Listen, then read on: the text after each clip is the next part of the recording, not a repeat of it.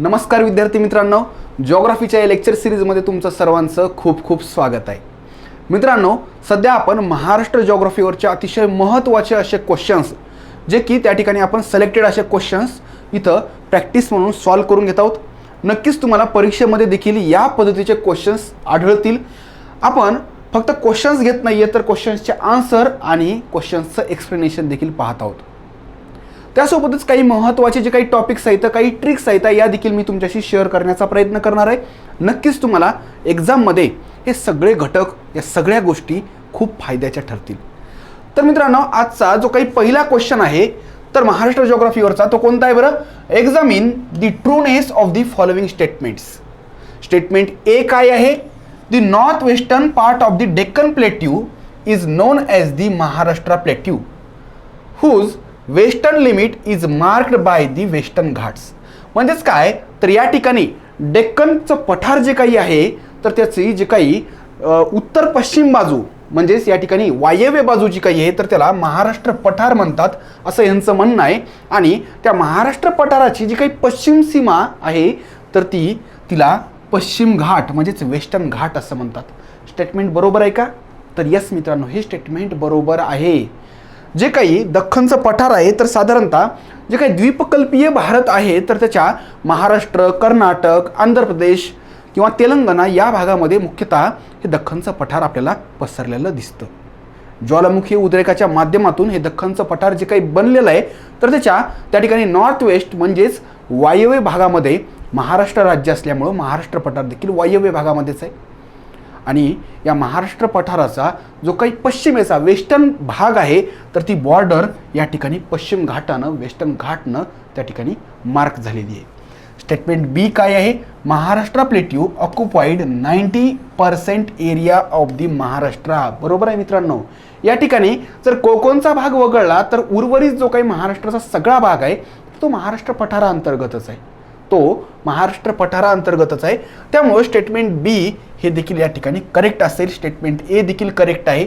आणि त्यामुळं आपल्याला योग्य जे काही स्टेटमेंट शोधायचे त्यामध्ये statement A and statement B both are true statements. आपलं जे काही उत्तर असणार आहे तर ते ए असणार आहे. नेक्स्ट क्वेश्चन पाहूया मित्रांनो. या ठिकाणी देखील आपल्याला ट्रू स्टेटमेंट शोधायचं आहे. स्टेटमेंट ए काय आहे? The temperature range in the eastern Maharashtra is higher than the Konkan region. या ठिकाणी इथं जे काही रेनफॉल किंवा टेम्परेचर किंवा मग त्या ठिकाणी ह्युमिडिटी यावर हा क्वेश्चन आधारलेला आहे. इथं त्यांनी काय म्हटलेलं आहे की पूर्व महाराष्ट्र जो काही आहे किंवा पूर्व विदर्भ आपण म्हणू शकतो त्या ठिकाणची जी काही टेम्परेचर रेंज असते तर ती जास्त आहे as compare to Konkan region. आता मित्रांनो, यासाठी आपण खरं तर त्या ठिकाणी जे काही क्लायमेट पाहिलेलं आहे महाराष्ट्राचं त्यामध्ये हा पॉईंट आपण कव्हर केलेला आहे. जो काही पूर्व महाराष्ट्राचा विदर्भाचा भाग आहे तर त्या ठिकाणी उन्हाळा हा खूप कडक असतो आणि त्या तुलनेमध्ये त्या ठिकाणी हिवाळा हा तेवढाच थंड देखील असतो. म्हणजेच हिवाळ्यामधलं जे काही लोएस्ट टेम्परेचर असतं आणि उन्हाळ्यामधलं जे काही हायेस्ट टेम्परेचर असतं ती झाली त्याची टेम्परेचर रेंज. लक्षात आलं का? म्हणजेच इथं खरं तर ॲव्हरेज गृहीत धरलं जातं, ॲव्हरेज टेम्परेचर गृहीत धरलं जातं आणि तेव्हा ती जी काही मधला जो डिफरन्स असतो तर तो टेम्परेचर रेंज आपण कन्सिडर करत असतो. आता इथं सगळ्यात महत्त्वाचे पॉईंट्स आहेत की समुद्रापासूनचं त्या एरियाचं, त्या भागाचं डिस्टन्स किती आहे, त्या एरियामध्ये ह्युमिडिटी किती आहे. कारण या ठिकाणी समुद्रापासून जर भाग जवळ असेल तर ह्युमिडिटी जास्त असते, रेनफॉल जास्त असतो. आणि मित्रांनो, ह्युमिडिटी जास्त असेल तर अशा वेळेस त्या ठिकाणी जी काही मॅक्झिमम आणि मिनिमम टेम्परेचर असतं हे देखील ह्याची रेंज कमी असते. आणि साहजिकच मित्रांनो, विदर्भाचा भाग हा समुद्रापासून दूर आहे ॲज कम्पेअर टू कोकण. म्हणजेच विदर्भामधली जी काही आपल्याला टेम्परेचर रेंज दिसते तर ती जास्त दिसणार कोकणापेक्षा. विदर्भामध्ये ह्युमिडिटी जी काही आहे तर सरासरी 44% आहे. ॲव्हरेज ह्युमिडिटी किती आहे? 44% आहे. आणि या ठिकाणी कोकणामध्ये मात्र ही 64% पर्यंत आहे. आणि त्याला कारण देखील तेच आहे, एरिया जो काही आहे कोकणचा भाग हा समुद्राच्या अगदी त्या ठिकाणी लगतच आहे. स्टेटमेंट बी आहे relative humidity in the Konkan region is higher than the Maharashtra plateau. Maharashtra plateau म्हणजेच महाराष्ट्र पठार जो की सह्याद्रीच्या पूर्वेकडचा भाग आहे. तर हे स्टेटमेंट देखील त्या ठिकाणी योग्य आहे. त्या ठिकाणी रिलेटिव्ह ह्युमिडिटी जी काही आहे कोकणामधली तर ती जास्त आहे महाराष्ट्र पठारापेक्षा. त्यामुळे साहजिकच हे दोन्ही स्टेटमेंट जे काही आहे इथं योग्य येतं. Statement A and B both are true statements. Okay. त्यानंतर मित्रांनो आपण थर्ड क्वेश्चन पाहूया जो की या ठिकाणी रिव्हर्सवर आधारित आहे. रिव्हर आणि त्यांच्या ट्रिब्युटरीज अतिशय महत्त्वाचा असा भाग आहे. आपण रिव्हरवर डिटेल असे लेक्चर्स घेतलेले आहेत. त्या ठिकाणी मी मॅप देखील तुम्हाला ड्रॉ करून दाखवलेलं आहे. कोणत्या रिव्हरचं ओरिजिन उगमस्थान कुठं आहे, त्यांच्या पूर्वेकडून मिळणाऱ्या उपनद्या कोणत्या, पश्चिमेकडून मिळणाऱ्या उपनद्या कोणत्या, त्या रिव्हरची लेंथ किती आहे, कोणत्या राज्यामध्ये किती लेंथ आहे, त्या रिव्हरचा कॅचमेंट एरिया किती आहे, या पद्धतीचे बरेचसे प्रश्न बनू शकतात. त्या रिव्हर समुद्राला मिळताना त्या ठिकाणी डेल्टा तयार करतात का, समुद्राला मिळतात तर त्या अरेबियन सीला मिळतात की त्या ठिकाणी बे ऑफ बेंगॉलला मिळतात, या पद्धतीच्या आपल्याला एक्झॅक्ट अशी माहिती त्या ठिकाणी असायला पाहिजे. बघूया इथं गोदावरी, कृष्णा, तापी आणि भीमा या 4 महत्त्वाच्या अशा त्या ठिकाणी दक्षिण भारतातल्या नद्या दिलेल्या आहेत. गोदावरी जिचा उगम त्र्यंबकेश्वरला झालेला आहे नाशिक जिल्ह्यामध्ये, कृष्णा जिचा उगम या ठिकाणी महाबळेश्वरला झालेला आहे सातारा जिल्ह्यामध्ये, तापी जिचा उगम मध्य प्रदेशामध्ये मुलताई डोंगररांगेमध्ये झालेला आहे, आणि भीमा जिचा उगम या ठिकाणी भीमाशंकर या पवित्र अशा धार्मिक स्थळी झालेला आहे. या 4 नद्या दिलेल्या आहेत आणि आपल्याला ओळखायच्या त्यांच्या उपनद्या. मित्रांनो आता इकडं जर बघितलं तुम्ही तर तुम्हाला निश्चितच इंद्रायणी ही नदी माहीतच असेल. इंद्रायणी मित्रांनो, इंद्रायणी नदी ही जी काही आहे तर ही भीमेची उपनदी आहे. कोणत्या नदीची उपनदी आहे? इंद्रायणी ही भीमेची उपनदी आहे. त्यानंतर जर पाहिलं तर बोरी ही जी काही नदी आहे तर ही तापीची उपनदी आहे. बोरी तापीची उपनदी आहे. वेण्णा, ठीक आहे, वेण्णा ही जी नदी आहे तर ही कृष्णेची उपनदी आहे. जर लक्षात आलं नसेल तर पुन्हा एकदा ते लेक्चर पहा, आपण घेतलेलं आहे सगळं. या सगळ्या नद्या आणि उपनद्यांविषयी आपण डिटेलमध्ये त्या ठिकाणी माहिती बघितलेली आहे. आणि कादवा ही जी नदी आहे तर मित्रांनो ही गोदावरीची उपनदी आहे. कादवा ही गोदावरीची उपनदी आहे. गोदावरीच्या खूप साऱ्या उपनद्या आहेत आणि त्यामध्ये कादवा ही एक महत्त्वाची अशी उपनदी आहे. म्हणजेच 1चं 4, 2चं 3, 1चं 4, 2चं 3, 3चं 2 आणि 4चं 1. म्हणजेच जे काय ऑप्शन सी आहे तर हा करेक्ट असा ऑप्शन असणार आहे. ह्याच्यामध्ये मित्रांनो या ज्या काही नद्या येतात ह्यांच्या ट्रिब्युटरीज ज्या काही येतात यासाठी तुम्ही ॲटलास वापरणं अपेक्षित आहे. जो काही महाराष्ट्राचा ॲटलास आहे नवनीतचा वापरा किंवा ऑक्सफर्डचा वापरा, शक्यतोवर नवनीतचा वापरा, कारण त्या ठिकाणी नवनीतच्या ॲटलासमध्ये महाराष्ट्राचा बारकाईनं असं त्यांनी त्या ठिकाणी काय केलेले आहेत बरं, नकाशे दिलेले आहेत. त्याच्यामध्ये मग महाराष्ट्रातील नदी प्रणाली हा जो भाग आहे तर त्याच्यावर जास्त फोकस करा. नद्यांचे जे काही उगमस्थान आहेत त्यांच्या लेंथ आहेत हे देखील त्या ठिकाणी चार्ट्समध्ये दिलेलं असतं. या सगळ्या गोष्टींकडं तुम्ही बारकाईनं पाहणं अपेक्षित आहे. मित्रांनो भूगोलाचा जवळजवळ 60 to 70% जो काही अभ्यास आहे हा फक्त ॲटलासमधून होऊ शकतो. फक्त ॲटलासचा वापर कसा करायचा ह्याच्याविषयी तुम्हाला थोडीशी आयडिया येणं अपेक्षित आहे. पुढचा क्वेश्चन बघूया. According to this census of 2011च्या जनगणनेनुसार in the state of Maharashtra lowest proportion of literacy is in ... district. खालीलपैकी 2011च्या जनगणनेनुसार खालीलपैकी कोणत्या जिल्ह्यामध्ये सर्वात कमी हा साक्षरता दर होता? मित्रांनो साक्षरतेचा दर कोणत्या राज्यामध्ये किती आहे हे तर विचारलेलंच आहे, पण त्यासोबत महाराष्ट्राच्या भूगोलामध्ये तुम्हाला जिल्ह्यानुसार देखील साक्षरता कोणत्या जिल्ह्यांमध्ये टॉपची आहे, सगळ्यात कमी साक्षरता कुठं आहे याच्याबद्दल तुम्हाला आयडिया असणं अपेक्षित आहे. मित्रांनो महाराष्ट्राचा जर विचार केला तर तुम्ही या ठिकाणी थोडंसं एक आयडिया किंवा सेन्स लावून देखील या ठिकाणी याचं उत्तर काढू शकता. म्हणजे निश्चित तुम्ही जालना आणि धुळे हे 2 पर्याय तर कट करू शकता. त्याचं कारण काय मित्रांनो, साक्षरतेचा दर हा सहसा जंगली प्रदेश किंवा ज्या ठिकाणी आदिवासी लोकसंख्या जास्त आहे तर त्या ठिकाणी कमी असणार. साक्षरतेचा दर हा कसा तर तिथं कमी असणार आहे. मित्रांनो या ठिकाणी गडचिरोलीमध्ये सर्वात कमी साक्षरता आहे. 64%च्या आसपास फक्त साक्षरता आहे गडचिरोलीमध्ये. 2 नंबरला या ठिकाणी जालना येतो. म्हणजे जालना जरी मराठवाड्यामध्ये आहे तरी देखील या ठिकाणी इथं आदिवासी लोकसंख्या कमी आहे, जंगलांचं प्रमाण कमी आहे, तरी देखील जालना कुठेतरी माग आहे. 3 नंबरचा जिल्हा जो साक्षरतेच्या बाबत खालतून 3 नंबरचा आहे तर तो धुळे आहे.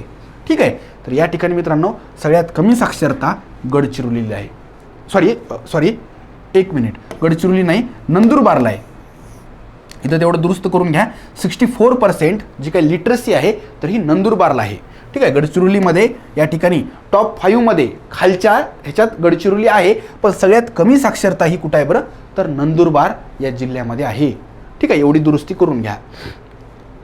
त्यानंतर पुढचा जो काही क्वेश्चन आहे, arrange the following peaks in the descending order of their altitude from mean sea level. समुद्राच्या ॲव्हरेज अशा समुद्र सपाटीपासून या हे जे काही शिखरं येतं ह्यांचा उतरता क्रम लावा त्यांच्या उंचीनुसार. या ठिकाणी आपण ट्रिक देखील पाहिलेली आहे. कसा मी हसतो, क फॉर कळसुबाई, सा फॉर साल्लेर, मी, हरिश्चंद्रगड. ठीक आहे, अशा पद्धतीनं आपण ते सगळे सगळे जे काही शिखरं आहेत ते पाहिलेले आहेत. पण त्याच्याही नंतर असे बरेचसे शिखरं आहेत ते देखील आपल्याला माहिती पाहिजे. म्हणजे उदाहरणार्थ आपल्या ट्रिकमध्ये या ठिकाणी तोरणा तेवढा आहे, बाकी सगळे जे काही शिखरं आहेत तर आपल्या ट्रिकमध्ये येत नाहीत, ह्यांची उंची देखील माहिती पाहिजे. मित्रांनो, इथं जर पाहायला गेलं तर तोरणा ह्याची उंची सगळ्यात जास्त आहे या 4 मध्ये. कोणत्याची बरं, तोरणाची. म्हणजेच पर्याय ए आणि या ठिकाणी काय राहणार बरं, तर डी असे आपल्याला 2 अवेलेबल आहेत. आता या ठिकाणी गडलगट्टा हे जे काही शिखर आहे ना मित्रांनो, तर हे गडचिरोलीमध्ये आहे. कोणत्या जिल्ह्यामध्ये आहे, गडचिरोली. या 4 ऑप्शनपैकी हे 3ही ऑप्शन जे काही येतं तर ह्या शिखरांची उंची 1000 मीटरपेक्षा जास्त आहे. गडलगट्टाची उंची मात्र या ठिकाणी लेस दॅन 1000 मीटर आहे. मग मित्रांनो, या ठिकाणी जर आता गडलगट्टाची उंची 1000 मीटरपेक्षा कमी असेल तर इथं ए नंतर बी येईल का, तर निश्चितच नाही आहे. लक्षात आलं. तर या ठिकाणी मित्रांनो 1 नंबरला तोरणा आहे, 2 नंबरला राजगड. ठीक आहे, राजगड किल्ला तुम्हाला माहीतच असेल. त्यानंतर येणार मित्रांनो त्र्यंबकेश्वर आणि नंतर शेवटी येणार गडलगट्टा. मित्रांनो, यामध्ये तोरणा जे काही आहे कोणत्या जिल्ह्यामध्ये आहे ही देखील माहिती पाहिजे. पुणे जिल्ह्यामध्ये आहे तोरणा. ठीक आहे, तोरणागड माहितीच असेल तुम्हाला. त्र्यंबकेश्वर या ठिकाणी त्र्यंबकेश्वर नाशिक जिल्ह्यामध्ये आहे. राजगड पुन्हा या ठिकाणी पुणे जिल्ह्यामध्ये आहे. आणि गडलगट्टा कुठं आहे बरं, तर गडचिरोली जिल्ह्यामध्ये. म्हणजे हे शिखरं तुम्हाला लक्षात ठेवावं लागेल. त्यांची उंची देखील एक्झॅक्ट जरी माहिती नसली तरी एक रेंज तरी माहिती पाहिजे आणि त्या ठिकाणी त्यांचे जिल्हे देखील माहिती पाहिजे. आपलं जे उत्तर असणार आहे तर 1 नंबरला तोरणा, त्याच्यानंतर जी उंची असणार आहे ते राजगडची असणार आहे, नंतरची त्र्यंबकेश्वरची आणि नंतर असणार आहे गडलगट्टा. ठीक आहे, उत्तर तुम्हाला भेटलेलं आहे. पुढचा क्वेश्चन बघूया. How many district boundaries does Ahmednagar district have. असे देखील क्वेश्चन्स विचारलेले आहेत मित्रांनो. तुम्ही या ठिकाणी अतिशय बारकाईने ॲटलासचा अभ्यास करणं अपेक्षित आहे. अहमदनगर जिल्हा एवढंच आपल्याला माहिती असतं की बाबा पश्चिम महाराष्ट्रामधला एक सधन असा जिल्हा आहे. या ठिकाणी भरपूर असे साखर कारखाने येतं. पण इथं काय विचारलंय, अहमदनगर जिल्ह्याला इतर किती जिल्ह्यांच्या सीमा लागलेल्या आहेत. आता मात्र प्रश्नाची या लेवल वाढलेली आहे आणि खरोखर असे प्रश्न विचारलेले आहेत मित्रांनो आयोगानं. इवन काही याच्यामध्ये तर त्या ठिकाणी तालुका स्तरावर देखील कोणत्या तालुक्यांची बॉर्डर लागलेली आहे असे देखील क्वेश्चन्स विचारलेले आहेत. आणि यासाठी तुम्हाला ॲटलासचा अतिशय बारकाईनं असा अभ्यास करणं अपेक्षित आहे. मित्रांनो, अहमदनगरला किती जिल्ह्यांच्या सीमा लागल्यात जर विचारलं तर 7 जिल्ह्यांच्या सीमा लागलेल्या आहेत. किती, 7 जिल्ह्यांच्या. आता इथं जर अहमदनगर जर पाहिलं आपण तर या ठिकाणी उत्तरेला या ठिकाणी औरंगाबाद आहे. ठीक आहे, औरंगाबाद. पूर्वेला बीड, उस्मानाबाद आहे ह्याच्या. ठीक आहे, उस्मानाबाद. दक्षिणेला जर बघितलं तर सोलापूर आहे, त्यानंतर पुणे आहे. ठीक आहे, पुण्याचा भाग जो काही आहे तर याच्या पश्चिमेला देखील येतो काही भागामध्ये. त्यानंतर ठाणे जिल्हा आहे आणि इकडे जर पाहिलं मित्रांनो तर नाशिक जिल्हा देखील येतं याच्या बॉर्डरवर आहे. म्हणजे एकंदर नाशिक, औरंगाबाद, बीड, उस्मानाबाद, सोलापूर आणि पुणे आणि ठाणे असे 7 जिल्हे जे काही येतं तर अहमदनगरला लागून येतं. अहमदनगर निश्चितच आकारानं क्षेत्रफळाच्या दृष्टीनं एक मोठा असा जिल्हा आहे. ठीक आहे, तर तालुक्यांची संख्या देखील या ठिकाणी चांगली आहे. म्हणजे निश्चितच सगळ्यात जास्त तालुक्यांची संख्या जर बघितली महाराष्ट्रामध्ये तर ती नांदेडमध्ये येते मित्रांनो. 16 तालुके आहेत नांदेडमध्ये. ठीक आहे, यवतमाळमध्ये देखील 16 येतं.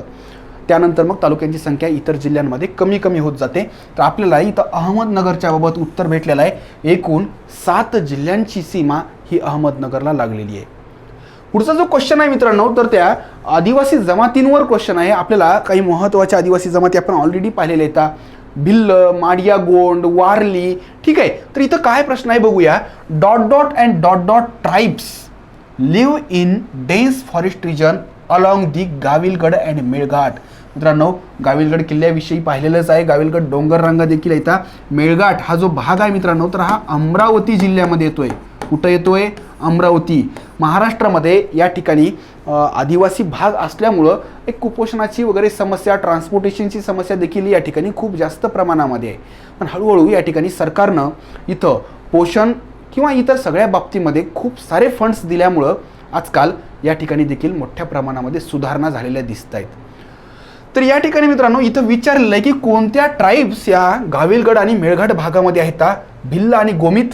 तर नाही मित्रांनो, या मुख्यतः खानदेशमध्ये ट्राईब्स आढळतात. कोरकू आणि धनका, वारली आणि कातकरी, हलबा आणि कोया. मित्रांनो वारली, कातकरी ह्या ज्या काही येतात तर या कोकणामध्ये वगैरे आढळतात. कोकण, ठाणे, पालघर या भागामध्ये आढळतात. भिल्ल, गावित ह्या नंदुरबार जिल्ह्यामध्ये आढळतात. आपलं जे उत्तर असणार आहे ना मित्रांनो तर हे कोरकू, धनका या ट्राईब्स असणार आहेत. हे कोरकू वगैरे ट्राईब्स ज्या काही येतात तर मध्य प्रदेश, छत्तीसगड, महाराष्ट्र या सगळ्या भागामध्ये विशेषतः सातपुडा डोंगररांगेमध्ये वगैरे आढळतात. तर महाराष्ट्रामध्ये जर पाहिलं तर मुख्यतः ह्या मेळघाटामध्ये आढळणाऱ्या 2 या ठिकाणी आदिवासी जमाती येतात. नक्कीच तुम्हाला हे सगळं समजलं असेल. पुढचा क्वेश्चन बघूया. Because of dot dot property of black soil the crops especially the rainfed ones sustain even during the dry season. या ठिकाणी मृदेवरचा हा क्वेश्चन आहे. मृदा टॉपिक आपण घेतलेला आहे, सॉइल्स इन महाराष्ट्र. आणि मित्रांनो क्वेश्चन काय आहे की ब्लॅक सॉइलच्या कोणत्या प्रॉपर्टीमुळं त्या ठिकाणी आवर्षणग्रस्त प्रदेशामध्ये या ब्लॅक सॉइलमध्ये पिकं टिकू शकतात, तग धरू शकतात. ब्लॅक सॉइल विषयी जर पाहायला गेलं तर या ब्लॅक सॉइलचंच दुसरं जे नाव आहे मित्रांनो तर ते आहे रेगूर मृदा किंवा कापसाची काळी कसदार मृदा. कापसाचं खूप जास्त प्रमाणामध्ये ह्याच्यामध्ये उत्पन्न होऊ शकतं. या मृदेचे जर वैशिष्ट्य पाहिलं, हिचा जो कलर असतो तर डार्क ब्लॅक पासून ते ग्रे इथपर्यंत त्या शेड्स आढळतात. ही मृदा जी काही आहे तर जे काही आपले बेसॉल्ट खडक आहे तर महाराष्ट्रामध्ये ज्या बेसॉल्ट खडकांची निर्मिती ज्या अग्निजन्य किंवा ज्या ज्वालामुखीय उद्रेकातून झालेली आहे त्या बेसॉल्ट खडकाची वर्षानुवर्ष हजारो वर्ष झीज होऊन या रेगूर मृदेची, कसदार अशा या रेगूर मृदेची निर्मिती झालेली आहे. या रेगूर मृदेची जर वैशिष्ट्य पाहायला गेलं तर वॉटर होल्डिंग कॅपॅसिटी जी आहे या रेगूर मृदेची खूप चांगली आहे. जेव्हा ही मृदा पाणी धरून ठेवते तेव्हा फुगते आणि साहजिकच मित्रांनो जेव्हा ही ड्राय होते तेव्हा काय होते बरं तर ही आकसते, कॉन्ट्रॅक्ट होते. म्हणजेच या ठिकाणी जेव्हा माती फुगते तेव्हा ती त्या ठिकाणी एक्सपांड होते आणि पाणी जेव्हा नसतं तेव्हा कॉन्ट्रॅक्ट होते. आणि ह्यालाच जेव्हा उन्हाळ्यामध्ये जेव्हा पाणी नसतं तेव्हा ह्या मृदेमध्ये खूप साऱ्या भेगा देखील आढळतात मित्रांनो. ठीक आहे, उन्हाळ्यामध्ये या जमिनीवर प्रचंड अशा भेगा आढळतात आणि ह्याच एक्सपान्शन आणि कॉन्ट्रॅक्शनमुळं त्यालाच आपण प्लगिंग असं म्हणतो. कारण याच गोष्टीमुळं मृदेमध्ये हवा खेळती राहते. ह्यालाच सेल्फ प्लगिंग असं म्हटलेलं आहे. आणि हीच गोष्ट मित्रांनो या ठिकाणी उन्हाळी किंवा या ठिकाणी जेव्हा पाण्याचं प्रमाण या जमिनीमध्ये कमी असतं तेव्हा देखील या जमिनीमध्ये पिकं काही प्रमाणामध्ये तग धरून राहू शकतात. त्याचं कारण काय? त्याचं कारण आहे या ठिकाणी सेल्फ प्लगिंग. त्यानंतर पुढचं जे काही क्वेश्चन आहे, which type of settlement pattern is having the following features. प्रश्न आहे या ठिकाणी वसाहती, लोकसंख्या स्थलांतर या घटकावर. काय प्रश्न विचारलेला आहे बरं तर या ठिकाणी ज्या काही वसाहती असतात, सेटलमेंट्स झालेले असतात त्यांचे वेगवेगळे पॅटर्न असतात मित्रांनो, रचना असतात. तुम्ही जर बारकाईनं पाहिलं तर आदिवासी भागामधल्या घरांच्या रचना, गावांच्या रचना ह्या वेगळ्या पद्धतीच्या असतात. शहरीकरण झालेल्या भागामध्ये जे गावं आहेत तर त्यांच्या रचना वेगळ्या असतात. ठीक आहे, किंवा कोकणामध्ये जे काही आहेत तर त्या गावांच्या रचना, त्या गावांच्या घरांची जी काही अरेंजमेंट आहे ही वेगळी असते. इथं विचारलेलं आहे, इथं काही वैशिष्ट्य दिलेली आहेत आणि हे वैशिष्ट्य कोणत्या रचनेमध्ये आपल्याला आढळतात हे विचारलेलं आहे. नॅरो, मींडेरिंग स्ट्रीट्स अँड लेन्स म्हणजेच काय तर या ठिकाणी खूप अरुंद असे या ठिकाणी रस्ते असतात. हाय पॉप्युलेशन डेन्सिटी, या ठिकाणची जी काही डेन्सिटी असते, लोकसंख्या घनता असते तर ती जास्त असते. हाय डिग्री ऑफ न्यूक्लिएशन, केंद्रीकरण मोठ्या प्रमाणामध्ये झालेलं असतं. And most common in India, भारतामध्ये सगळीकडं या प्रकारच्या लोकवस्ती वसाहती आपल्याला आढळतात. आपल्याला खाली 4 प्रकारचे या ठिकाणी वैशिष्ट्य, 4 प्रकारच्या वसाहतींचे प्रकार दिलेले आहेत आणि आपल्याला ओळखायचं आहे की यापैकी काय असेल. लिनियर पॅटर्न, त्यानंतर chess board pattern, rectangular pattern and radial pattern. या ठिकाणी मित्रांनो रेडियल पॅटर्न म्हणजे केंद्रोत्सारी प्रकारच्या वसाहती, लिनियर पॅटर्न म्हणजे एका रांगेमध्ये ज्या प्रकारच्या वसाहती, एक रस्ता असतो, एक नदी असते आणि त्याच्या बाजूला या ठिकाणी घरांची रचना असते. उदाहरणार्थ कोकणामध्ये जर गेलात तर गाव कधी सुरू झालं आणि कधी संपलं काही कळतच नाही, कारण कंटिन्यू तुम्हाला थोड्या थोड्या अंतरानं घरं दिसायला लागतात. त्याचं कारण या ठिकाणी सपाट प्रदेश कमी आहे कोकणामध्ये आणि मग त्या ठिकाणी या पद्धतीने हे घरं तुम्हाला दिसत राहतात. ठीक आहे, गावं देखील या ठिकाणी छोट्या छोट्या पद्धतीचे असतात. आणि निश्चितच आपलं उत्तर जे काही आहे तर हे नसणार आहे, कारण लिनियर पॅटर्न जो काही आहे तर या पद्धतीचा असतो. आपल्याला जे दिलंय तर अरुंद रस्ते आणि गल्ल्या आणि पॉप्युलेशन डेन्सिटी, लोकसंख्या घनता ही जास्त असते. चेसबोर्ड पॅटर्न देखील नसणार आहे, रेडियल पॅटर्न देखील नसणार आहे. सगळ्यात जास्त भारतामध्ये जर कोणता या ठिकाणी लोकवसाहतीचं प्रमाण असेल तर ते आहे रेक्टँग्युलर पॅटर्न. कोणता असेल बरं? Rectangular pattern. साधारणतः भारतामध्ये 45% आसपास वसाहती या प्रकारच्या आढळतात. विशेषतः उत्तर भारतामध्ये गंगा, यमुना, दुआब जो काही आहे किंवा जे काही गंगेचं मैदानी खोर आहे तर त्या भागामध्ये आपल्याला या प्रकारच्या वसाहती अधिक प्रमाणामध्ये आढळतात. या वसाहतींच्या सेंट्रल भागामध्ये त्या गावचा जो काही मुखिया असतो, सरपंच असतो तर त्याचं घर आढळतं आणि मग सगळीकडं या ठिकाणी इतर ब्लॉक्सनुसार आपल्याला वेगवेगळ्या समाजांची घरं आढळतात. तर निश्चितच तुम्हाला तुमचं उत्तर भेटलेलं आहे, ते म्हणजे रेक्टँग्युलर पॅटर्न. पुढचा क्वेश्चन आहे, the Baitarani river originates from the hill ranges of dot dot. खालीलपैकी कोणत्या राज्यामध्ये या ठिकाणी ही बैतरणी नावाची जी काही रिव्हर आहे तर हिचा उगम झालेला आहे? केरला, ओरिसा, आंध्र प्रदेश अँड तामिळनाडू. मित्रांनो, या नदीचा उगम झालेला आहे ओरिसामध्ये.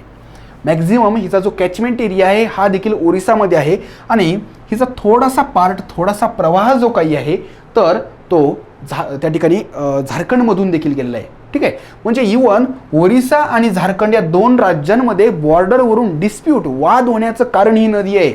मित्रांनो, ही नदी काय करते, स्वतःचं पात्र बऱ्यापैकी बदलते आणि मग नदीला जर तुम्ही रेफरन्स मानलेला असेल, सीमारेषा मानलेला असेल आणि ती सीमारेषा जर एका ठिकाणाहून दुसरीकडे शिफ्ट होत असेल वर्षानुवर्ष तर दोघांमध्ये भांडण होणं साहजिकच आहे. तर इथं ओरिसामध्ये हिचा उगम झालेला आहे. मॅक्झिमम हिचा कॅचमेंट एरिया, हिचा प्रवाह ओरिसामधूनच आहे, पण काही प्रमाणामध्ये हिनं झारखंडमधून देखील वाहते आणि शेवटी बंगालच्या उपसागराला मिळते. लक्षात आलं? ठीक आहे, तुमचं उत्तर तुम्हाला भेटलेलं आहे. त्यानंतर which of the following is among the pull factors of the migration. मित्रांनो, स्थलांतर वर्षानुवर्ष चालत आलेलं आहे. वेगवेगळे कारणं असतात स्थलांतराला. ठीक आहे, महिलांचं स्थलांतर हे मुख्यतः लग्नानंतर होत असतं. ग्रामीण भागातून शहरी भागात स्थलांतर होतं, शहरी भागातून ग्रामीण भागात होतं, ग्रामीण टू ग्रामीण स्थलांतर देखील आढळतं, शहरी टू शहरी स्थलांतर देखील आढळतं. त्याचे कारणं निश्चितच वेगवेगळे असतात. स्थलांतराचे आणखी काही त्या ठिकाणी प्रकार आहेत, ते म्हणजे किती काळासाठी स्थलांतरित होत आहेत ते लोक. परमनंट मायग्रेशन म्हणजेच कायमस्वरूपी जर तुम्ही शिफ्ट होत असाल, स्थलांतरित होत असाल तर ते त्या ठिकाणी परमनंट मायग्रेशनमध्ये येणार. टेम्पररी म्हणजेच काही काळासाठी जर तुम्ही शिफ्ट होत असाल तर ते टेम्पररी मायग्रेशन. आणि टेम्पररीमध्येच पुन्हा आणखी एक म्हणता येईल आपल्याला सीझनल मायग्रेशन. म्हणजेच काय तर त्या ठिकाणी पर्टिक्युलर अशा ऋतूमध्ये, पर्टिक्युलर अशा मोसमामध्ये जर तुम्ही त्या ठिकाणी स्थलांतरित होत असाल, उदाहरणार्थ ऊसतोड कामगार, ते ऊस तोडण्याच्या हंगामामध्ये बरोबर स्थलांतरित होतात, त्यांची गावं सोडतात, ते सीझनल असं मायग्रेशन असतं. निश्चितच इथं त्या ठिकाणी पुल फॅक्टर असं विचारलेलं आहे. पुल फॅक्टर आणि पुश फॅक्टर हे मायग्रेशनच्या बाबत एक महत्त्वाचा असा एक कन्सेप्ट आहे. पुल फॅक्टर म्हणजेच काय तर एखाद्या ठिकाणी लोक जात आहेत, उदाहरणार्थ पुण्याला, मुंबईला लोक अख्ख्या महाराष्ट्रातून, अख्ख्या भारतामधून त्या ठिकाणी येतात. म्हणजेच पुण्यामध्ये, मुंबईमध्ये काहीतरी ओढणारा पूल असा फॅक्टर आहे. ठीक आहे, आणि मराठवाड्यातून लोक मॅक्झिमम त्या ठिकाणी पुण्याला, मुंबईला जातात. म्हणजे मराठवाड्यामध्ये काही ना काही कमतरता आहे, काही ना काही पुश फॅक्टर आहे जो लोकांना पुश करतोय इकडं पुण्या मुंबईला येण्यासाठी. मग आता इथं आपल्याला विचारलं आहे पुल फॅक्टर. पुल फॅक्टर निश्चितच ज्या अर्थी लोकांना आकर्षित करतात त्या अर्थी ते चांगले असणार, लोकांना ते आवडणारे असावेत ना. ठीक आहे, तर इथं सिक्युरिटी ऑफ लाईफ निश्चितच हा एक प्लस पॉईंट आहे, तो पुल फॅक्टर होऊ शकतो. त्यानंतर अनएम्प्लॉयमेंट, बेरोजगारी हा पुल फॅक्टर तर निश्चितच नसणार. बेरोजगारी पुश फॅक्टर असणार. ज्या ठिकाणी बेरोजगारी आहे त्या ठिकाणी कोणालाही राहायला आवडणार नाही. उत्तर भारतामध्ये, बिहार, उत्तर प्रदेश या राज्यामध्ये अनएम्प्लॉयमेंट असते आणि तो त्या ठिकाणचा पुश फॅक्टर आहे आणि मग त्यांचा पुश फॅक्टर आपल्यासाठी त्या ठिकाणी त्रासदायक ठरतो. त्यानंतर पुअर लिव्हिंग कंडिशन, त्या ठिकाणी जे काही राहणीमान आहे ते जर त्या ठिकाणी कमी दर्जाचा असेल तर तो देखील एक पुश फॅक्टर ठरतो. अनप्लिझंट क्लायमेट, त्या ठिकाणचं वातावरण जर योग्य नसेल, रोगट आणि इतर रोगराईचं असं वातावरण असेल तर ते त्या ठिकाणी पुश फॅक्टर ठरू शकतो. म्हणजेच खालचे तिन्हीही काय असणार आहेत तर पुश फॅक्टर असणार आहेत. पण सिक्युरिटी ऑफ लाईफ, एम्प्लॉयमेंट, त्यानंतर त्या ठिकाणी जर इतर काही समजा नेचर खूप असेल, खूप चांगल्या पद्धतीची ब्युटी असेल तिथं, तर ते देखील त्या ठिकाणी पुल फॅक्टर ठरू शकतो. आणि इतर म्हणजेच त्या ठिकाणी इंडस्ट्रीज खूप जास्त असतील किंवा एज्युकेशनल इन्स्टिट्यूट्स खूप जास्त असतील तर ते देखील सगळे पुल फॅक्टर ठरू शकतात. आपल्याला पुल फॅक्टर शोधायचा होता. या चारपैकी फक्त सिक्युरिटी ऑफ लाईफ, तुम्हाला जीवनाची हमी कुठं भेटते बरं, तर या पुल फॅक्टरमध्ये, म्हणजेच त्या ठिकाणी जिथं कायदा आणि सुव्यवस्था चांगली असते त्या ठिकाणी भेटत असते आणि लोक तिथं जायला मग प्रिफरन्स देतात. Which state of India is the largest producer of gold? मित्रांनो, सोन्याच्या बाबतीत भारतातलं सर्वात मोठं असं उत्पादक राज्य कोणतं? सोनं म्हटलं की KGF आठवतं आणि KGF म्हटलं की त्या ठिकाणी त्यामधला तो हिरो, काय नाव आहे त्याचं, यश, ठीक आहे, तर तो आठवतो. मित्रांनो, KGFची स्टोरी बऱ्याच अंशी खरी देखील आहे. कोलार गोल्ड फील्ड्स, आणि हे जे काही आहे तर कोणत्या राज्यामध्ये घडतं तर कर्नाटकमध्ये घडतं. ठीक आहे, कुठं, कर्नाटकमध्ये. साधारणतः 100 ते 125 वर्ष या कोलारच्या खाणींमधून ते सोन्याचं उत्खनन करण्यात आलेलं आहे आणि खरोखर भारताला खूप मोठ्या प्रमाणामध्ये सोन्याचं उत्पादन देण्यामध्ये त्या कोलारचा साठा त्या ठिकाणी वाटा आहे. मित्रांनो, त्यासोबतच हट्टी नावाच्या आणखी एक त्या ठिकाणी खाणी तिथं कर्नाटकमध्येच आहेत. त्या देखील सोन्याच्याच खाणी आहेत. सध्या एवढ्या ॲक्टिव्ह नाही आहेत, पण एकेकाळी या खाणींमधून देखील त्या ठिकाणी सोन्याचं उत्पादन होत गेलेलं आहे. म्हणजे निश्चितच या ठिकाणी कर्नाटक हे आपलं उत्तर असणार आहे. भारताच्या इतर प्रदेशामध्ये फार कमी प्रमाणामध्ये सोनं वगैरे आढळतं, जवळजवळ नाहीच म्हटलं तरी चालेल, ठीक आहे, पण कर्नाटक मात्र हे फार प्रसिद्ध आहे. त्यानंतर dot dot is the largest earthen dam in India and second largest in Asia. The dam is named after the son of Mahabali who was the king of Kerala. भारतामधलं या ठिकाणी लार्जेस्ट म्हणजे सगळ्यात मोठं मातीचं धरण कोणतं आहे? या धरणाचं नाव हा केरळचे जे काही राजे होते त्यांचं नाव महाबली होतं, त्यांच्या मुलाच्या नावावरून ठेवलेलं आहे. तर मित्रांनो, निश्चितच धरणांचे वेगवेगळे प्रकार असतात. कॉन्क्रीट ग्रॅव्हिटी डॅम असतोय, आर्क डॅम असतो, अर्धन डॅम असतो, ठीक आहे. तर ह्या प्रकारचे जे डॅम आहेत तुम्ही निश्चितच सिव्हिल इंजिनिअरिंग केलेली असेल तर तुम्हाला हे सगळे प्रकार आणखी खोलामध्ये माहीत असतील, ठीक आहे. तर आर्क डॅम तिथंच त्या ठिकाणी केरळमध्येच आहे. आणि आपलं जे मातीचं धरण आपल्याला विचारलेलं आहे भारतामधलं सर्वात मोठं आणि आशियामधल्या दुसऱ्या क्रमांकाचं, तर ते कोणतं आहे मित्रांनो? तर ते बाणासुरा सागर डॅम आहे. कोणतं आहे? बाणासुरा सागर, केरळमध्ये आहे, ठीक आहे. इथं बाकीचे जे प्रश्न आहे पर्याय येतं कृष्णराज सागर डॅम, त्यानंतर नागार्जुना. कृष्णराज सागर आपल्याला कावेरी नदीवर भेटतं मैसूरच्या जवळ, ठीक आहे. मेत्तूर डॅम, त्यानंतर नागार्जुना सागर डॅम. नागार्जुना सागर डॅम हे आपल्याला साधारणतः आंध्र प्रदेश, तेलंगणामध्ये आढळतं. तर आपलं जे काही उत्तर आहे तर हे बाणासुरा सागर आहे. त्यानंतर मित्रांनो, नेक्स्ट क्वेश्चन आहे, which one of the following states receives rainfall from both the Arabian Sea branch and Bay of Bengal branch of monsoon?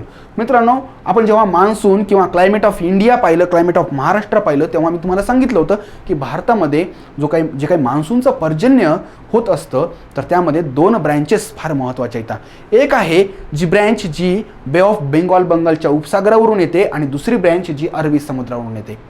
महाराष्ट्रामध्ये, गोव्यामध्ये, गुजरातमध्ये किंवा त्या ठिकाणी कर्नाटकमध्ये या भागामध्ये जे काही मॅक्झिमम पर्जन्य पडतं तर ते कशामधून पडतं तर या अरबी समुद्रावरून येणाऱ्या शाखेमधून. आणि त्यानंतर तिकडं जर पाहिलं आपण ईशान्य भारतामध्ये म्हणजे मेघालय, त्रिपुरा, नागालँड किंवा मग वेस्ट बेंगॉल, ओरिसा, आंध्र प्रदेश, तर या राज्यांमध्ये जे काही पर्जन्य पडतं तर ते कशामधून पडतं तर त्या बंगालच्या उपसागरावरून येणाऱ्या ब्रँचमधून. पण या ठिकाणी तुम्ही जर पाहिलं तर ही पश्चिमेकडून येणारी जी ब्रँच आहे अरबी समुद्रावरून येणारी, आणि जी पूर्वेकडून येणारी ब्रँच आहे जी बंगालच्या उपसागरावरून येते, या दोन्ही ब्रँच एका ठिकाणी एकत्र येतात आणि तो रिजन म्हणजेच पंजाब हरियाणाचं मैदान. मित्रांनो, साहजिकच त्या मैदानी प्रदेशामध्ये तुम्हाला दोन्हीकडून येणाऱ्या ब्रँचेसमधून पर्जन्य भेटतं आणि साहजिकच तुमचं उत्तर असणार आहे पंजाब. महाराष्ट्र निश्चितच नाही, महाराष्ट्राला त्या ठिकाणी अरबी समुद्रावरून येणाऱ्या ब्रँचमधून पर्जन्य भेटतं, मेघालयाला बंगालच्या उपसागरावरून येणाऱ्या ब्रँचमधून पर्जन्य भेटतं, तामिळनाडूला त्या ठिकाणी तामिळनाडूला तुलनेनं पश्चिम म्हणजेच त्या ठिकाणी इकडचं पर्जन्य जास्त भेटत नाही बरं अरबी समुद्रावरूनचं, पण तमिळनाडूला त्या ठिकाणी बंगालच्या उपसागरावरून येणाऱ्या ब्रँचचं आणि तोही जास्तीत जास्त परतीच्या मान्सूनचं पर्जन्य भेटतं तमिळनाडूला. ठीक आहे, त्यामुळं साहजिकच पंजाब हे आपलं इथं उत्तर असणार आहे. Arrange the correct sequence of oil refineries of India from west to east. या ठिकाणी आर्थिकदृष्ट्या ह्या ज्या रिफायनरीज असतात, तेल शुद्धीकरण प्रकल्प हे फार महत्त्वाचे असतात मित्रांनो. भारतामध्ये बऱ्याच ठिकाणी तेल शुद्धीकरण प्रकल्प आहे. रिलायन्सचा सगळ्यात मोठा जो प्रकल्प आहे तो जामनगरला आहे गुजरातमध्ये. कोयली नावाचा प्रकल्प आहे, मथुरा प्रकल्प आहे. ठीक आहे, तर त्या ठिकाणी आपल्याला ह्या प्रकल्पांचे लोकेशन, त्यांचे राज्य माहिती पाहिजे. त्याच्यापेक्षाही आणखी ह्या वरच्या लेवलच्या प्रश्नामध्ये त्यांनी 4 ऑप्शन दिलेले आहेत आणि त्याच्यामध्ये सांगितले की पश्चिमेकडून पूर्वेकडं या तेलशुद्धीकरण प्रकल्पांची तुम्ही अरेंजमेंट करा. मग यासाठी साहजिकच तुम्हाला हे प्रकल्प कोणत्या राज्यामध्ये येतं हे माहिती पाहिजे. एखाद्या वेळेस 2 प्रकल्प एकाच राज्यातले विचारले तर त्या राज्यामध्ये त्यांचं लोकेशन आणखी कोणत्या भागात आहे हे देखील माहिती पाहिजे. एकंदर पुन्हा त्या ठिकाणी ॲटलास आलाच. ठीक आहे, तर या ठिकाणी बघूया मित्रांनो, कोयाली हा जो प्रकल्प आहे तर गुजरातमध्ये आहे. बोंगाईगाव जो काही आहे तर हा या ठिकाणी आसाममध्ये आहे. मथुरा प्रकल्प कुठे असणार आहे तर साहजिकच मथुरा यूपीमध्ये आहे. आणि हल्दिया बंदरामुळे तुम्हाला माहीत असेल हल्दिया हे वेस्ट बेंगॉलमध्ये. मित्रांनो, या प्रकल्पांच्या राज्यावरून तुम्हाला सहजपणे या प्रकल्पांचे जे काही सिक्वेन्स आहे ही लावता येणं शक्य आहे. ऑइल रिफायनरीजचा आपल्याला वेस्ट टू ईस्ट क्रम लावायचा आहे. सगळ्यात वेस्टचं राज्य आहे गुजरात, म्हणजेच पहिला जो काही असणार आहे तर कोयली असणार आहे. गुजरात नंतर काय येणार आहे मित्रांनो तर साहजिकच या आसाम, यूपी आणि वेस्ट बेंगॉलमध्ये पहिल्यांदा यूपी येईल. म्हणजेच यूपीचा मथुरा प्रकल्प 2 नंबरला येणार वेस्ट टू ईस्ट जाताना. त्यानंतर येणार आहे वेस्ट बेंगॉल, हल्दिया आणि सगळ्यात शेवटी जो सगळ्यात पूर्वेकडचं राज्य आहे म्हणजे या 4 पैकी तर ते आहे आसाम, बोंगाईगाव. ठीक आहे, तर या 4 ठिकाणी हे प्रकल्प आहेत. मित्रांनो, हे जे काही तेल शुद्धीकरण प्रकल्प असतात ह्यांच्या माध्यमातून भारताची खूप सारी ही तेलाची गरज भागवल्या जाते. किंवा आपल्याला असंही म्हणता येतं की आपली गरज भागून आपण त्या ठिकाणी शुद्ध केलेलं तेल एक्सपोर्ट करतो. आता तुमच्या डोक्यामध्ये प्रश्न पडू शकतो की बाबा भारताला तर तेल आयात करावं लागतं. मित्रांनो, तसं नाही आहे. भारत तेल आयात करतो, पण ते कोणतं? क्रूड ऑइल, कच्चं तेल आयात करतो. त्याच्यामध्ये जे काही रिफायनरी असतात तर त्याच्यामध्ये त्याचं शुद्धीकरण आपण करतो. म्हणजेच आपण त्या ठिकाणी त्याच्यावर मॅन्युफॅक्चरिंग किंवा प्रोसेसिंग करतो असं म्हणता येईल. आणि आपण ते एक्सपोर्ट देखील करतो. ठीक आहे, तर इथं आपलं जे काही बी ऑप्शन असणार आहे कोयली, मथुरा, हल्दिया अँड बोंगाईगाव, तर हे आपलं योग्य असं उत्तर असणार आहे. ... Is the headquarters of the west central zone of Indian railways. मित्रांनो, या ठिकाणी वाहतुकीवरचा हा प्रश्न आहे. रेल्वे झोन्स आपण पाहिलेले येतं, ज्या ठिकाणी भारतामध्ये वेगवेगळे असे रेल्वे झोन्स आहेत. मग त्या रेल्वे झोन्स अंतर्गत तुम्ही कधी रेल्वेच्या इंजिनवर अशी नावं पाहिलेली असतील बघा. म रे, त्या ठिकाणी उ म रे, त्यानंतर द म रे. हे म रे म्हणजे काय असतं? मरा का? नाही. म रे म्हणजेच काय? मध्य रेल्वे. द म रे म्हणजे दक्षिण मध्य रेल्वे. ठीक आहे, त्याला इंग्लिशमध्ये नावं त्याच पद्धतीने त्याच पद्धतीचे इथं south central railway, western railway किंवा ईस्टर्न रेल्वे, सदर्न रेल्वे. ठीक आहे, तर या पद्धतीचे हे नाव आहे. तर सेंट्रल रेल्वे. तर इथं मित्रांनो भोपाल, सागर, जबलपूर आणि रेवा असे 4 पर्याय येतं.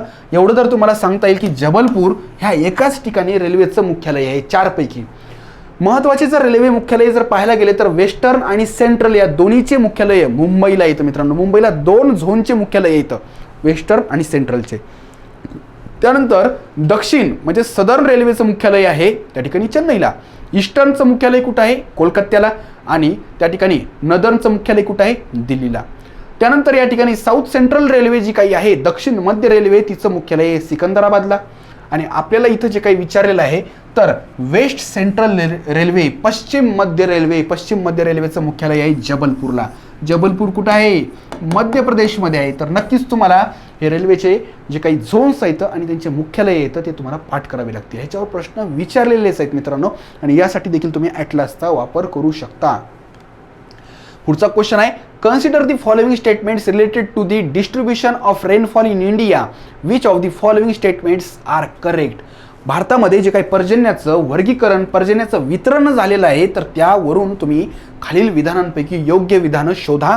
पहिलं स्टेटमेंट आहे, the intensity and amount of rainfall in India vary with the oscillation of the axis of the monsoon trough.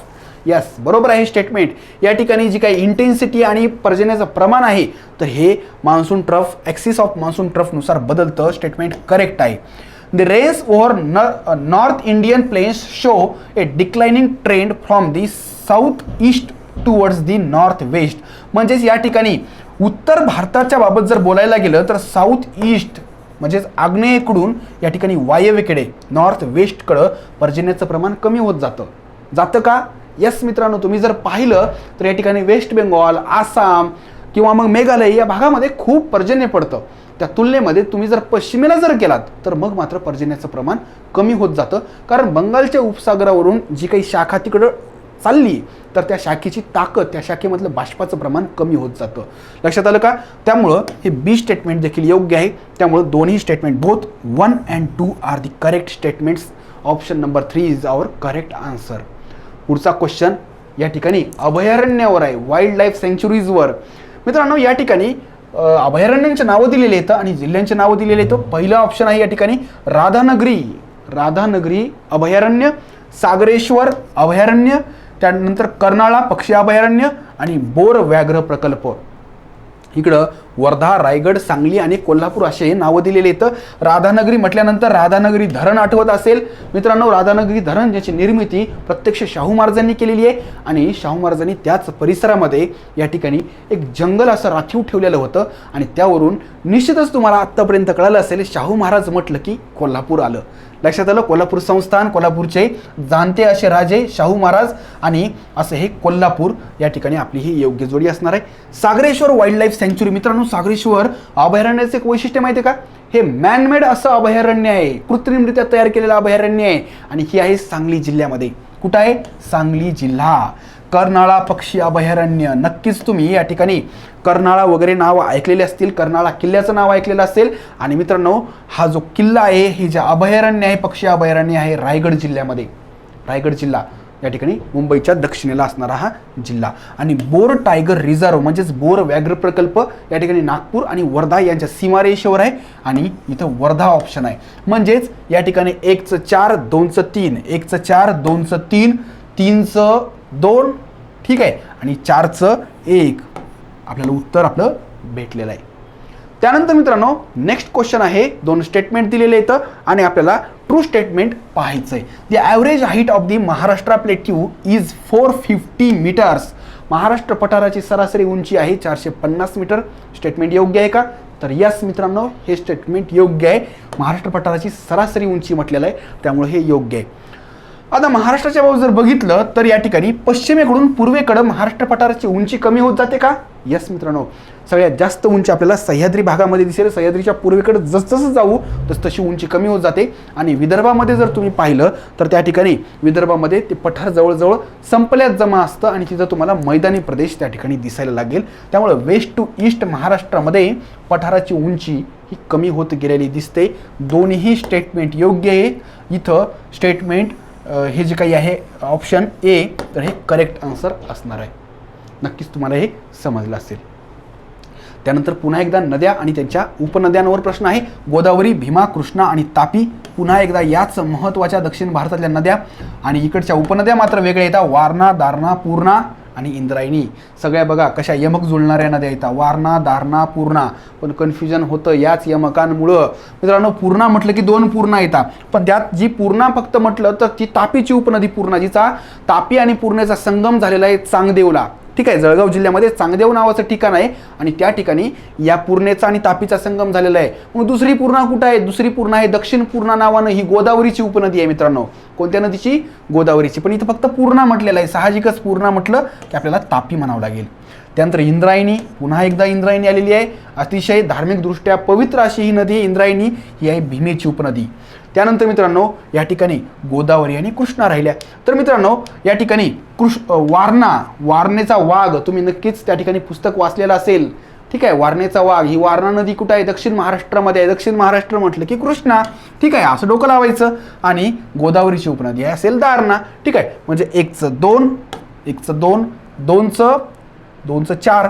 ठीक आहे, 2चं 4, 3चं 1 आणि 4चं 3. Option C is our correct answer. नक्कीच तुम्हाला हे उत्तर कळालं असेल आणि लक्षात देखील राहिलं असेल. पुढचा क्वेश्चन बघूया. In the state of Maharashtra lowest female population is in dot dot district. महाराष्ट्रातल्या कोणत्या जिल्ह्यामध्ये सर्वात कमी स्त्रियांची संख्या आहे? मित्रांनो, साहजिकच ज्या जिल्ह्याची लोकसंख्याच कमी आहे तिथं स्त्रियांची संख्या देखील कमी असणार. फक्त सेन्स लावायचा. ज्या जिल्ह्यामध्ये लोकांची संख्याच कमी आहे तिथं स्त्रियांची संख्या कमी असणार.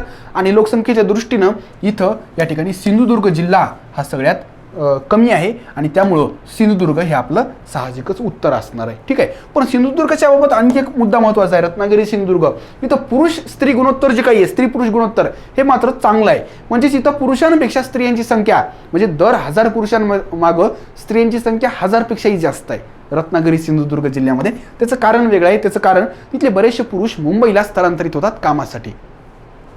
पुढचं क्वेश्चन आहे. Consider the following statements. The area occupied by the Narmada river basin in north Maharashtra has an eastward slope. महाराष्ट्राच्या उत्तर भागामध्ये नर्मदेचं जे काही खोरं आहे तर त्याचा उतार हा पूर्वेकडे आहे. तर या ठिकाणी मित्रांनो नर्मदा नदी कोणत्या प्रकारची आहे तर पश्चिम वाहिनी नदी आहे. या ठिकाणी जर खोऱ्याचा उतार जर पूर्वेकडे असेल तर नदी पश्चिम वाहिनी कसं काय असू शकते? साहजिकच उत्तर चुकीचं असणार आहे. महाराष्ट्र असो, मध्य प्रदेश असो, गुजरात असो, नर्मदा नदीच्या ज्या भागामधून वाहते ते सगळा भाग या ठिकाणी पश्चिमेकडे उताराचा आहे.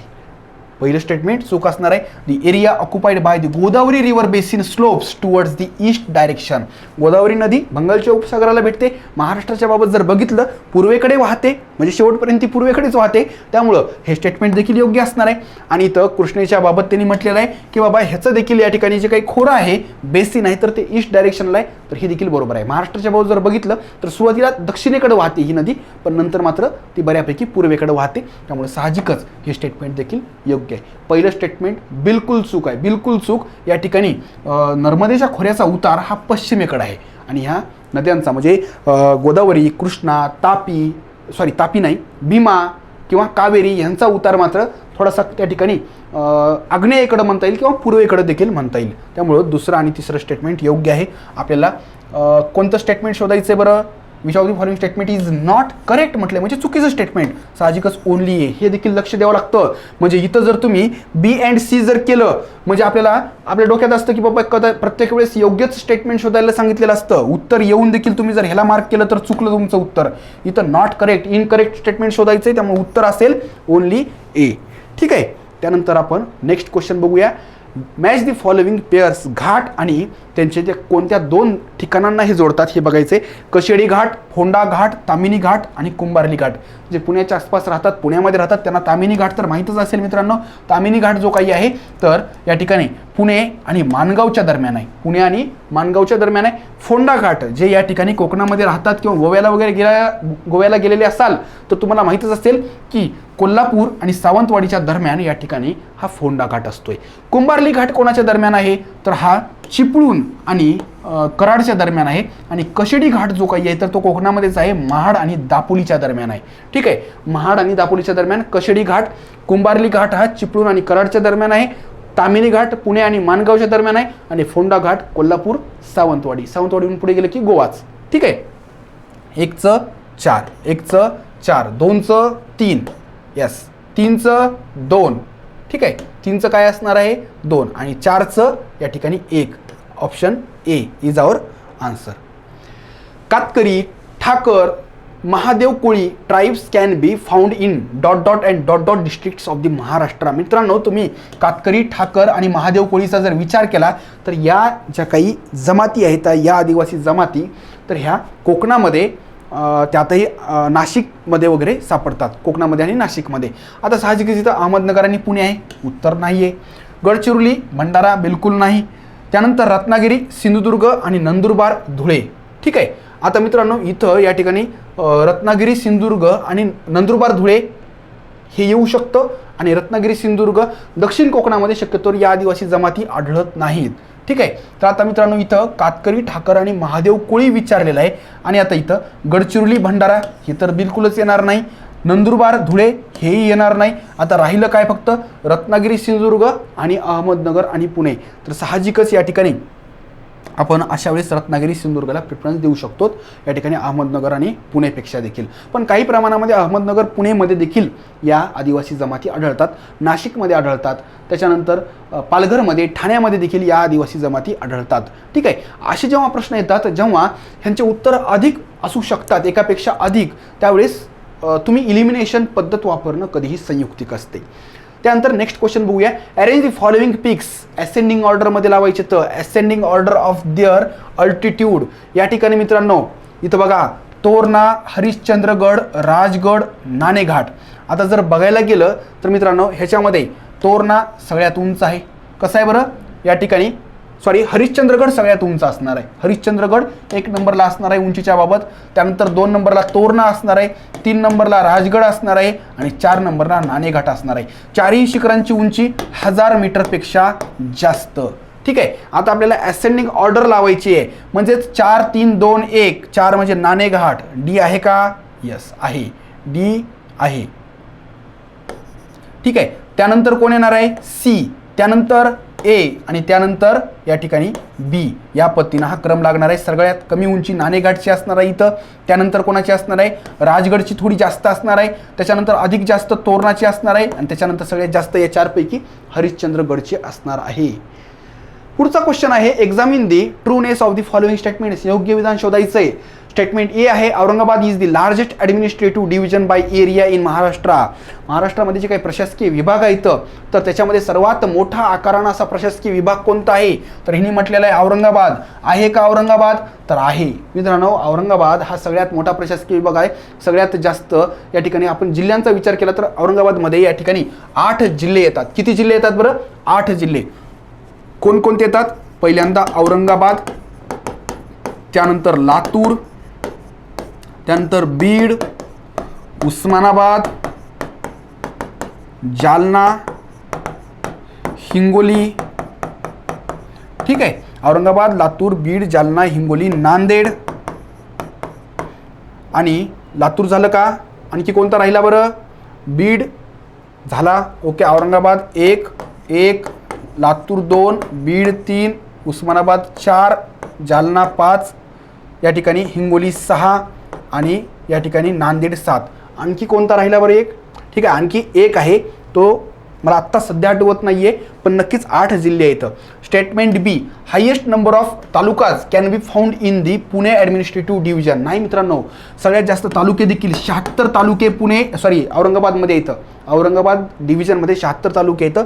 पुणे आपण त्या ठिकाणी नंतर घेऊ शकतो, पण सगळ्यात जास्त तालुके कुठे येतं? औरंगाबादमध्ये येतं. त्यामुळं या ठिकाणी जे काही बी स्टेटमेंट आहे तर हे काय असणार आहे? तर चूक असणार आहे आणि हे ए स्टेटमेंट मात्र बरोबर असणार आहे. ए स्टेटमेंट बरोबर आहे. असं आहे का बरं? तर statement A is correct, B is incorrect. ठीक आहे. त्यानंतर in which district of Maharashtra are the Chandurgad hills and the Perjagad hills located. खालीलपैकी कोणत्या जिल्ह्यामध्ये या ठिकाणी चांदूरगड आणि पेरजागड या टेकड्या अस्तित्वात आहेत किंवा लोकेट त्या ठिकाणी आहेत? तर चंद्रपूर, गोंदिया, भंडारा, नागपूर, 4ही पर्याय जे काही आहेत विदर्भातले दिलेले आहेत, त्यातल्या त्यात पूर्व विदर्भातले. तर मित्रांनो चांदूरगड टेकड्यांवरून तुम्ही उत्तर काढू शकता. या टेकड्या या चंद्रपूर जिल्ह्यामध्ये येतात. चांदूरगड टेकड्या कुठे येतात? चंद्रपूर या जिल्ह्यामध्ये येतात. तर यानंतर मित्रांनो जे काही उर्वरित भाग आहे, खरं तर आपल्याला मराठीचे याच पद्धतीचे क्वेश्चन्स घ्यायचे आहेत. लवकरच ते लेक्चर्स देखील त्या ठिकाणी अपलोड होतील. तर आपण या ठिकाणी साधारणतः 60 ते 70च्या आसपास क्वेश्चन्स जे काही येतं, अतिशय क्वालिटी असे क्वेश्चन्स जे महाराष्ट्राच्या भूगोलावर मॅक्झिमम असा पोर्शन कव्हर करतील, या पद्धतीचे सिलेक्टेड असे क्वेश्चन्स इथं मी घेतलेले आहेत. यांचं एक्सप्लेनेशन देखील जास्तीत जास्त देण्याचा प्रयत्न केलेला आहे. काही थोड्याशा ट्रिक्स वगैरे देखील मी तुम्हाला इथं शेअर केलेले आहेत. तुमच्या जर काही अडचणी असतील तर नक्कीच तुम्ही माझ्याशी संपर्क साधू शकता. या ठिकाणी मित्रांनो तुमच्या ज्या काही अडचणी येतात, शंका येतात, यांचं निरसन करण्यासाठी मी नेहमीच तत्पर असेल. ठीक आहे. तर मित्रांनो लवकरच नेक्स्ट लेक्चरच्या निमित्तानं आपली भेट होईल. तोपर्यंत खूप खूप धन्यवाद.